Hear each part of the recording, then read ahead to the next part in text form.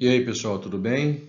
Então vamos começar aqui os nossos estudos a respeito de tópicos, né? E aí vamos falar um pouco de estrutura metálica hoje, tá bom? Então hoje a gente vai focar aqui mais na parte dos esforços, né, na estrutura metálica e como se faz o dimensionamento, né, de acordo com cada esforço. Então a gente vai fazer um vídeo agora sobre tração. E posteriormente terão aí outros vídeos na sequência para que vocês possam ir relembrando esse estudo e fazendo aí, né, as considerações que vocês precisarem, tá bom?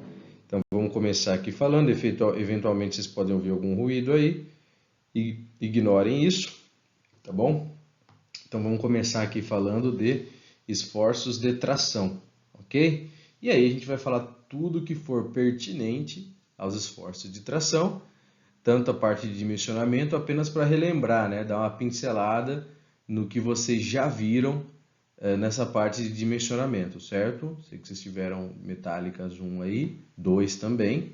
E aí a intenção aqui não é refazer metálica, e sim dar uma relembrada, refrescar a memória aí de tudo que é pertinente nesse assunto, tá? Então é isso aí, vamos lá. Relembrando aí, peças tracionadas aí são as peças sempre com força axial, né? Força normal de tração simples, né? Ou, né, tração axial, aí, esforço normal de tração. Esse esforço, né, ele é muito estudado, porque como as peças têm seção sempre esbelta, né, seção fina, o esforço predominante sempre vai ser axial nesse caso. A gente não está falando de nenhum esforço combinado, como se eu associar ela à tração, a compressão, né? E aí eu posso criar a flexo-tração ou a flexo-compressão, ou se eu associar ela à flexão, né? Melhor dizendo. Eu posso criar esforços secundários aí que não necessariamente estão sendo estudados agora, tá bom? Esses esforços são levados em conta mais para dimensionamento de pilares, se vocês se recordarem, ok? E aí, vamos lá. O tirante em si, né?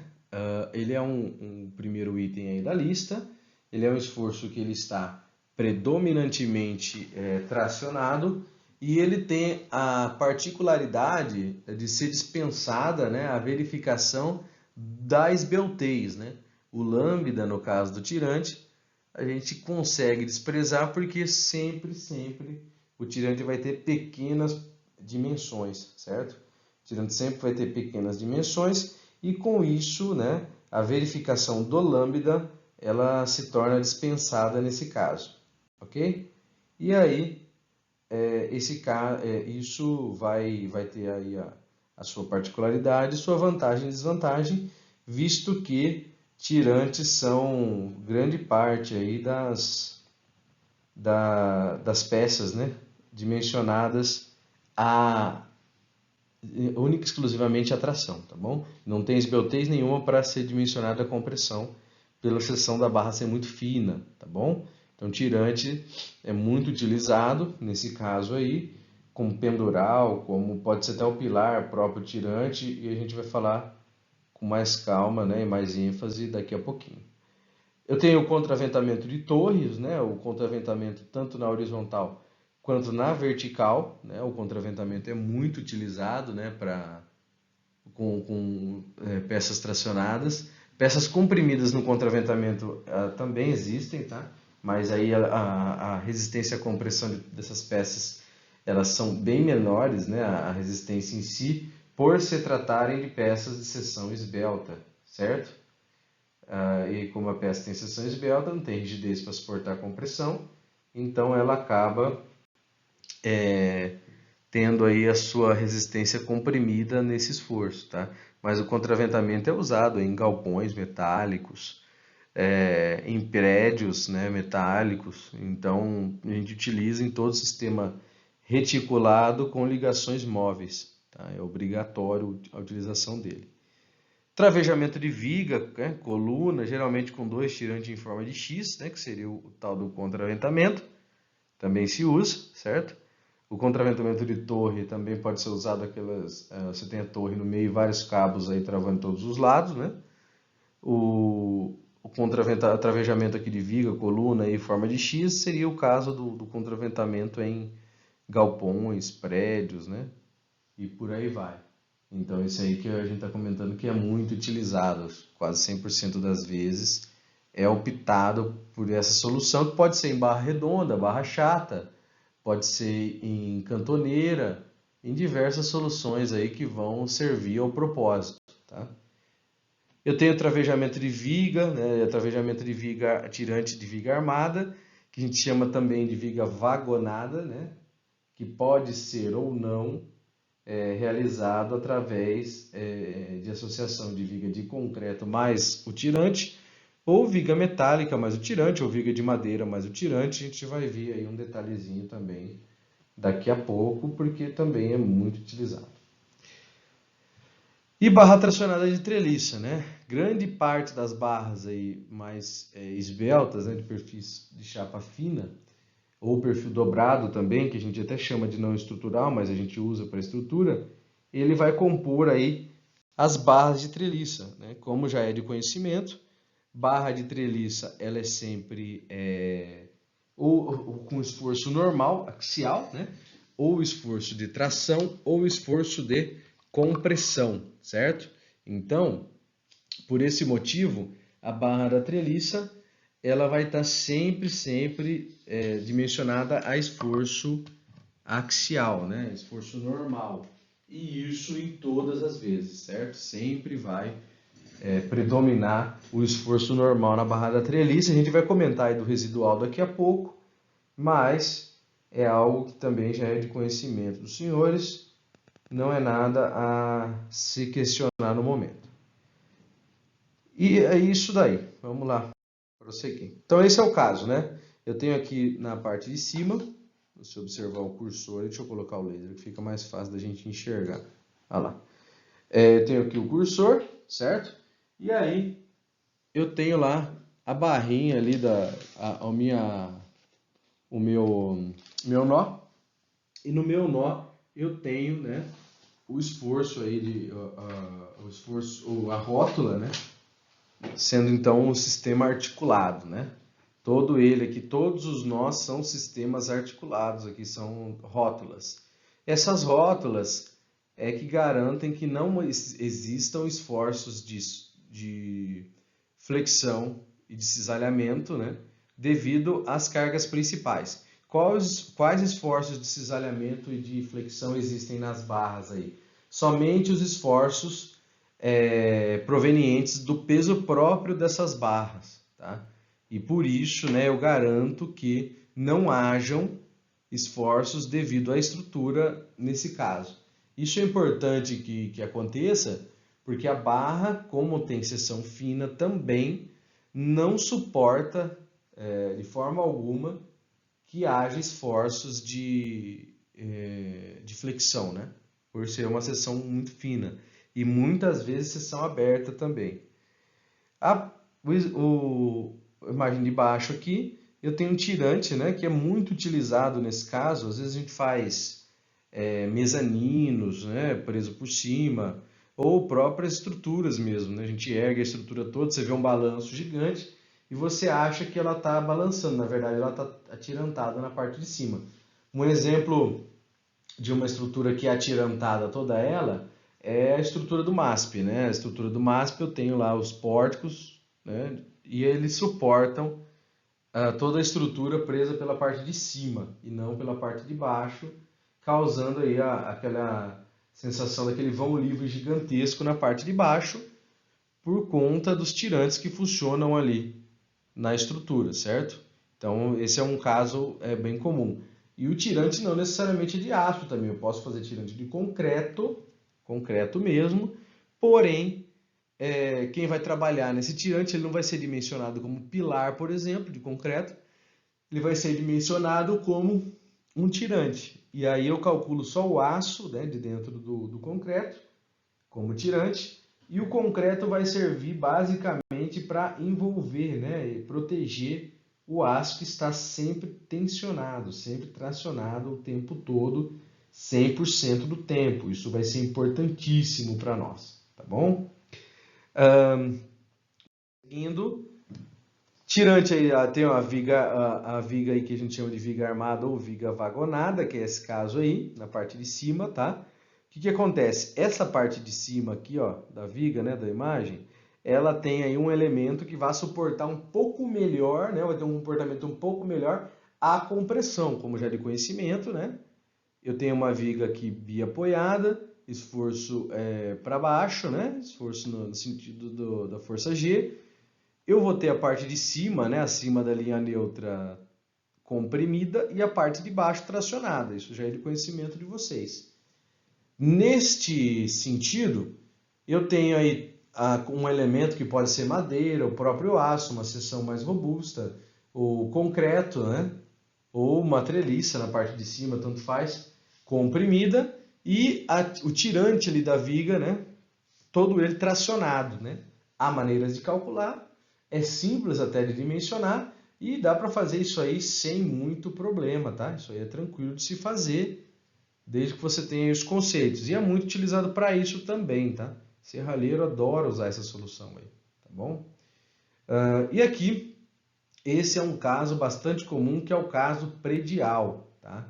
Prédios, né? Estruturas aporticadas de sistema reticulado, nesse caso, elas tendem a ter nós rotulados também, nós livres, tá? Esses nós livres vão causar, né, o efeito da estrutura ser toda ela móvel, tá? Então, se eu retiro essas estruturas em formato de X de cima de dentro aqui da estrutura, eu com o esforço lateral, isso aqui cai, né? É um dominó, né? Uma peça de dominó do lado da outra. Ela não tem rigidez suficiente para suportar, né, esse esforço. Então, não vai fazer o menor sentido, né, se eu não fizer o contraventamento. Já o contraventamento, ele vai ser importantíssimo para que haja, né, a rigidez aí, para que esse sistema se torne, em outras palavras, isostático ou hiperestático, tá? São duas situações. Então, ou ele vai se tornar um sistema isostático ou hiperestático, tanto faz, desde que ele seja estável, tá? O hiperestático, ele também é um sistema passível de dimensionamento. Porém, ele não é tão simples o dimensionamento quanto o sistema isostático, né? Que a gente consegue resolver aí por equaçõezinhas aí mais simplificadas, tá bom? Um sistema isostático a gente teria que resolver por processo dos esforços, processo dos deslocamentos, e aí não seria tão simplificado quanto o sistema mais comum, tá? Que é o sistema isostático. E sem o contraventamento, em contrapartida, essa estrutura toda se torna hipostática, né? Ou seja, ela não é estável, não é passível do dimensionamento, tá? Porque ela não vai ser estável. E se eu quiser fazer então todas as ligações rígidas, né? Ligações com rigidez suficiente para que não precise. É possível. Porém, né, uma ligação rígida em estrutura metálica é mais cara que uma ligação rotulada, é mais cara. A ligação em si tem mais detalhes, vai ter mais parafuso, vai ter mais solda, vai ter mais material, vai ter mais chapa. E muitas vezes é antieconômico, tá? Essas barras de contraventamento são muito simples, são barrinhas, cantoneiras, finas, pequenas. Então, se torna antieconômico não fazer, tá bom? Se torna mais econômico fazer a ligação rotulada e o contraventamento. E aí, para barras tracionadas, os mais comuns são aí as peças de barras redondas, certo? Barra redonda, barra chata se usa muito também. Barra redonda se usa para tudo, né? Tirante, contraventamento, para fazer atirantamento aí de torres mesmo, se usa tudo barra redonda, tá? A barra chata também se usa para essas finalidades, mas ela é mais comum em formato de chapa, né? Para se fazer as ligações, tá? E aí vocês vão ver aí no caso das ligações, aonde se faz, né, esses tipos barras chatas aí. E aí, Eu tenho perfil laminado também, o perfil laminado aí em formato de L, U, I, tanto faz, tá? Ele pode ser utilizado em associação com outros, né? Utilizando aqui a barra chata ou a chapa, né? Lembrando aí que quando eu faço a associação de dois perfis, eu mudo os parâmetros geométricos, né? Então, aquilo que vem no catálogo do fornecedor, que a gente procura sempre usar, né? O catálogo do fornecedor, aquilo lá não é mais válido, tá? Aquilo lá, ele passa a ser somente válido em uma das direções. Nesse caso, por exemplo, aqui, eu não alterei a geometria na direção X, certo? Aliás, eu não alterei a geometria na direção Y aqui. E na direção X eu dobrei, tá? Então eu aumento muito a inércia do meu sistema, o que vai causar com que ele tenha muito mais rigidez e suporte mais esforço axial também, porque eu estou aumentando a área, tá? Eu estou dobrando a área, então, consequentemente, como o dimensionamento ele depende da área, intimamente da área, eu estou aumentando a capacidade de força axial dele, a tração. A compressão, não necessariamente, tá? A tração, eu ainda vou avaliar o lambda, né? A esbeltez, que na tração é 300 o limite, tá? Para esse tipo de perfil, para tirantes não se faz. Porém, a compressão, eu vou depender do lambda. O lambda, o minorador, ele entra na conta, né, da resistência na compressão, em forma de dois parâmetros que a gente vai ver nos próximos vídeos. Já na tração ele não entra, a tração depende única e exclusivamente da área para o esforço. E aí o lambda ele vai ser um limitante, principalmente para a verificação de vibração excessiva, deformação excessiva, ok? Não é o caso de limitar aqui o lambda. E aí, como que eu faço a ligação dessas estruturas aí? A ligação dessas estruturas, elas podem ser feitas por soldagem, que é um método comum, tá? Então, quando que a gente solda? Geralmente eu recomendo a solda quando for fabricada em um local diferente da utilização, tá bom? É diferente da localização da obra. Então, se eu vou fabricar ela numa fábrica, eu posso soldar na fábrica, porque dentro da fábrica eu estou num ambiente controlado, coberto, né, muitas vezes longe do sol, né, é muito mais tranquilo para eu fazer aí o processo de soldagem, né? Agora, imagine, você leva para a obra, isso daí, coloca na obra lá a 10 metros de altura e pede para o cidadão subir com uma máquina de solda e fazer a solda aí, coitado, né? Como que o cara vai garantir a qualidade deste trabalho? Então não se faz? Se faz. É comum se fazer também, mas a gente evita, tá? Quando a gente vai fazer na obra, o recomendado é parafuso, rosca e porca, né? Não tem alternativa mais fácil para isso, porque é o mais recomendado mesmo. E aí o caso da ligação, tá? Então, nesse caso, a gente tem uma ligação rotulada, tá? Tá aqui, ó, barrinha, 4 parafusos aqui, 4 parafusos aqui, 3 parafusos no meio e uma chapa de ligação. Quando se usa essa chapa de ligação? Quando eu não tenho espaço suficiente ou para parafusar ou para soldar, né? Então, não tenho espaço suficiente, não tenho área de contato suficiente, eu coloco uma chapa de ligação aí que vai suportar esses esforços. Aqui a gente está falando do dimensionamento somente da barra. Como eu dimensionaria a ligação? Bom, eu tenho que verificar se a minha barra não rompe, não rasga na ligação. Eu tenho que verificar se a minha barra não escoa, tá bom? Eu tenho que verificar se a minha chapa não rasga ou não escoa. E eu tenho que verificar se o meu parafuso não cisalha, certo? O parafuso ele não é cisalhado, ele não é rasgado na seção de encontro, tá bom? Então isso tem que ser verificado e aí vocês chegaram a ver essa verificação, mas não é simples, né, de mencionar. Então uma estrutura metálica ela se diferencia das outras, da de concreto, porque de concreto você vai lá, monta a forma, mete o aço lá dentro, concreta, e aí está tudo consolidado, certo? Aquilo lá já está tudo consolidado. Então, como está tudo consolidado, não tem muito o que se preocupar, tá? A gente não precisa muito se preocupar com isso. Tá dimensionado e acabou. Agora, Na ligação metálica, não. Muitas vezes tem que verificar ligação por ligação, dimensionar ligação por ligação e detalhar ligação por ligação, o que torna a estrutura mais difícil, ou mais, não difícil, talvez não seja a palavra, mas mais trabalhosa de se dimensionar, tá? De mais trabalho, tá bom?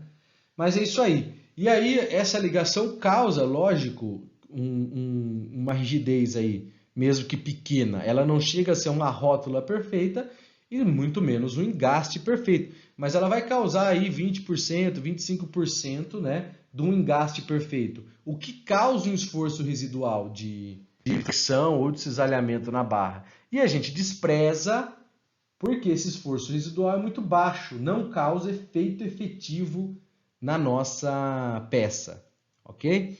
Simples. Tá? E aí eu faço duas verificações simples também. Na tração eu faço primeiro a verificação da ruptura na seção dos furos, e aí na seção dos furos ocorre o rasgamento da seção, certo? Ela rompe, em outras palavras, porque ela atingiu o estado limite último. Ela vai rasgar, vai romper bruscamente na seção do parafuso. E aí, rasgando na seção do parafuso, a gente vai verificar com uma segurança maior, porque a gente não quer que chegue nunca perto desse esforço, e com a área efetiva da seção, ou seja, é a área descontando parafuso, folga do parafuso e descontando também qual a perda de resistência local daquela seção devido à execução do furo, tá? A gente vai ver como que vai relembrar aí como que faz isso, tá? E eu verifico se a barra aí fora da seção do parafuso, fora da seção do furo, se a barra não escoa, se a barra não rompe, tá? E aí é uma outra verificação, essa já com o FY, que é o limite de escoamento do aço, certo? E por isso mais simplificada, mais branda a verificação, com coeficiente de segurança menor. Eu admito um pouco mais de folga, certo? Do que na outra, porque o FY ainda não é ruptura. O FY é o ponto onde o aço passa do regime elástico, que é onde ele tensiona e volta, certo? Para o regime plástico, que é onde ele deforma e não volta nesse escoamento. Tá? Dentro do regime de escoamento, a estrutura deforma e aí eu consigo observar essa deformação, ela não vai romper bruscamente. Dentro do regime elástico, é geralmente onde a gente dimensiona, porque eu quero que essa estrutura deforme e retorne, durante uma ventania, por exemplo.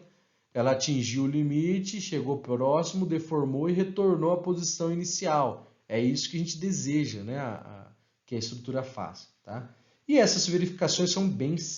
Vamos lá. Aqui tem o regime elástico, né? Que é onde ele vai deformar e voltar. Então ele tem ali a tensão máxima aí, que ele pode atingir, e o regime de escoamento, que é quando ele deforma e não volta, ele não volta mais para o estado inicial, e aí ele vai continuar deformando. E como faz essa verificação? Simples. Primeiro, a ruptura aí, né, é a ruptura que ocorre na seção com furos. Então, a minha área vai ser a área efetiva, que é a área onde eu desconto o furo. Então, eu desconto o furo, desconto a folga do furo, que a gente vai ver daqui a pouco, e multiplico pelo CT, que leva em conta a perda de resistência devido à execução do furo. Tá bom? Então, eu multiplico por tudo isso, tá? E aí eu tenho, o CT ele depende da quantidade de furos, a gente vai ver aqui nos próximos slides. E aí, eu vou multiplicar ele pelo FU, que é a tensão última, é a resistência à tração do aço última. Se ele atingir o FU, em números absolutos aí, ele tem uma grande chance de estourar, de romper. E se esse esforço, né, se esse carregamento for brusco, ele vai romper bruscamente antes de escoar, tá? Na seção do furo. Acontece sim, rasga na seção do furo, tá bom? Ele faz o rasgamento. Também por isso, o nosso coeficiente de segurança é 1,35, um coeficiente de segurança muito mais conservador do que o próximo que a gente vai ver. esse coeficiente de segurança de 1,35, ele causa aí, além do que a gente majora nas combinações, no efeito das ações, ele causa uma segurança de 35% a mais do que isso, certo? Então ele vai ser um coeficiente realmente mais conservador, tá bom? O FU, que é a tensão resistente do aço, tá? E aí a área líquida efetiva aí tá aí. Então é isso aí, tá bom? Essa é a primeira verificação, que é na seção de furo, é descontando a área do furo. A segunda verificação é eu ver se a barra não escoa. Será que a barra escoa ou não? Então eu tenho que saber essa verificação aí. Ela escoa ou não escoa? Vai funcionar ou não vai funcionar? Isso aí é importantíssimo para a gente. Então, neste caso, aqui está escrito FU, mas é o FY, que é o coeficiente de escoamento, que é menor do que o FU, tá bom? O FY é menor do que o FU. Deixa eu pegar a canetinha aqui, tá? O aço ele começa estacionado, a tensão aumenta, até ele atingir o FY. Quando ele atingir o FY, ele aumenta mais um pouco, atinge o FU e rompe, certo? Então o FY um pouco mais embaixo, o FU lá em cima, tá? É isso que vai acontecer. Eu vou usar a área bruta, que é a área que o fabricante vai te dar, a área que você calculou da seção bruta mesmo, aquela área que vem na seção. E essa área bruta, né, você vai multiplicar pelo FY e dividir pelo gama A1, que seria um coeficiente de segurança bem mais brando, né? 10% frente aos 35% da outra verificação, tá bom? E aí é isso. Qual eu utilizo? Qual vai ser o meu esforço resistente? O menor deles, tá? O menor deles. No caso de seções rosqueadas, né, eu vou verificar com o FU 75% da seção total. Por quê? Porque eu tenho a diminuição da seção na rosca, né? Quando eu tenho a rosca da minha estrutura metálica, eu tenho aqui a diminuição da seção, né, na rosca, certo? Então aqui, ó, eu estrangulei a área. Então nesta região, como eu estrangulei a seção, eu tenho que considerar uma área menor consequentemente, tá? E aí eu utilizo os mesmos critérios. Na seção da rosca o FU, porque ele rasga e rompe aqui sem aviso. Na seção da barra, né, da seção cheia, o AG, porque ele vai escoar nessa seção, tá? Aqui está o caso da verificação. Bom, primeiro item a ser destacado aqui.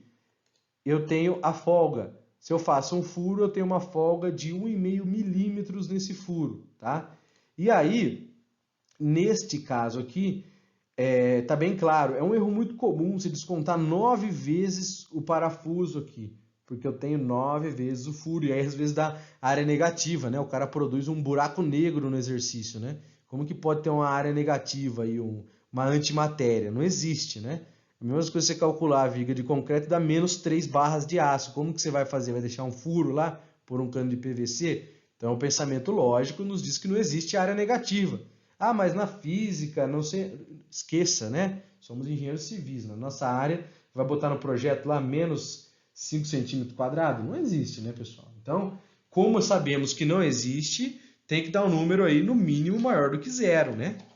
E aí, eu tenho que descontar o que estrangula a seção. Neste caso, ó, 3 vezes, ó, porque ela vai romper aqui, né? No meio da seção aqui, no risquei para não sobrepor o furo. Então, onde está essa linha aqui, ó, eu vou descontar 3 vezes o parafuso. Posso fazer, às vezes, o furo em zigue-zague. E aí, no furo em zigue-zague, eu tenho que ver qual é o menor caminho para estrangular a seção. Qual é a menor área, tá? Se vai ser esse corte 1, a menor área, ou esse corte 2, tá? Então, eu tenho que ver o que vai dar menos área e fazer a verificação, tá? Caso a caso. Então, isso vai acontecer, tá bom? Aí, né, você vai ter aí algumas particularidades, mas é isso. A grosso modo, é assim que a gente dimensiona. É isso aqui, olha lá. A gente vai ver o menor caminho, né, que esse furo vai fazer, tá bom? Então, nesse caso, tá bem claro, bem no meio do furo aqui, ó, 3 vezes. E aqui eu tenho que verificar se vai ser uma, se vai ser a seção 1, se vai ser a seção 2. Será a menor delas, tá bom? Que é esse caso aí, ó. no caso da verificação da furação enviesada, né, é necessário pesquisar diversos percursos de área para ver aonde que ele vai romper. Se ele vai romper no 1, no 2 e por aí vai, tá? E aí tem as contas aí para se fazer, mas é para esse caso só, né? Você entendeu que tem que verificar o menor percurso, tá? E é isso, né? Quando eu tenho ligação aqui do mesmo perfil, a seção participa integralmente da transferência dos esforços e aí vai fornecer, uma vai passar para a outra, né? O que faz com que esse esforço entre aqui, saia por aqui e haja transmissão? A chapa e a ligação. A ligação tem que ser efetiva para que esse conjunto trabalhe, né, em solidariedade. Isso vai ter que acontecer, tá? E ligação aí, vocês vão ver muita ligação e não vão ver tudo ainda, mesmo que vocês façam um curso só de ligação, porque cada caso é um caso em particular. E o último item aí é o caso do CT, que ele vai reduzir ainda a área líquida, né? E vai ser um minorador que depende basicamente do centro de gravidade da ligação até a face do perfil, tá? E aí vai ter diversos casos, né? Dependendo do plano da ligação. E ele vai ser sempre 1 menos o EC, que é a distância até o centro de gravidade, dividido pelo L, que é a distância entre o primeiro e o último furo, tá bom? Então vai ser ele. O que a gente fala sobre o CT? Se o seu CT der menor que 0,6, você está dimensionando errado essa ligação. Em outras palavras, você está jogando material fora, tá? E é muito comum, certo? É muito comum se jogar material fora, nesse caso aí, porque o cara coloca um monte de parafuso, de aço e tudo mais, e aí o CT acaba minorando tanto a ligação dele que ele está jogando o material fora. Então o que é válido é entender por que está minorando tanto, talvez o seu L esteja errado, alguma coisa assim, e redimensionar para que não haja essa minoração tão grande, né, devido à ligação. E se der maior do que 0,9, ok, está muito boa a ligação, mas você usa 0,9, você reduz em pelo menos 10%. Tá? E aí, ó, nas ligações de flanges, né, ou ligações pelos flanges, né, das mesas pelo perfil HI, a gente considera a seção dividida em 2 T's, tá bom? E coloca no centro de gravidade do T. E aí, na ligação, quando a ligação é na alma, eu considero 2 U's e coloco no centro de gravidade do U, da metade da seção, tá? E posso associar também seções em perfil U. É muito comum que se faça isso. E aí também tem o CT para ligação do caso onde seja soldado, tá? Soldado também há redução de resistência devido à soldagem e ela vai depender basicamente da relação entre a altura do meu perfil que eu estou utilizando e da área, tá bom? Da área e do cordão de solda. Então, quais são os limites aí? Se eu tenho CT igual a 1 para LW maior ou igual a 2 vezes a altura. CT igual a 0,87 para 1,5 vezes LB menor do que LW, menor que 2B, tá? Que é a altura. E 0,75 B menor do que LW, menor que 1,5B. Em algum desses casos vai encaixar, tá bom? E é isso. Tá? Então, com isso, a gente finaliza aqui a primeira parte, que é a parte de peças tracionadas. Então, até o próximo vídeo. Quem assistiu até aqui, se inscreve no canal aí para ser notificado quando chegar essas aulas aí, para você não ficar esperando eu ter que te avisar para assistir, beleza? Forte abraço e até mais!